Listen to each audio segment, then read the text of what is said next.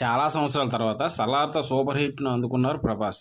ఇప్పుడు అదే జోష్తో తర్వాత చిత్రాలను కూడా వేగంగా పూర్తి చేసే పనిలో ఉన్నారు. యానిమల్ క్రేజ్ను సొంతం చేసుకున్న సందీప్ రెడ్డి వంగ దర్శకత్వంలో ప్రభాస్ స్పిరిట్ అనే సినిమాలో నటించిన సంగతి అందరికీ తెలిసిందే. తాజాగా దీనిపై సందీప్ సోదరుడు ప్రణయ్ రెడ్డి అప్డేట్ ఇచ్చారు.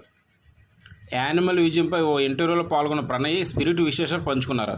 ప్రభాస్ తన కెరీర్లోనూ మొదటిసారి పోలీస్ డ్రెస్లో కనిపించనున్నారని, సందీప్ రెడ్డి గత చిత్రాల్లో హీరోల క్యారెక్టర్ ఎలా ఉంటుందో స్పిరిట్లో ప్రభాస్ పాత్ర కూడా అలాగే ఉంటుందని, యాంగ్రీ యంగ్ మ్యాన్గా కనిపిస్తాడంట. వచ్చే ఏడాది ఈ సినిమా ప్రారంభమయ్యే అవకాశం ఉంది. ప్రస్తుతానికి హీరోకు సంబంధించిన విషయాలు మాత్రమే చెప్పగలనని ఆయన తెలిపారు.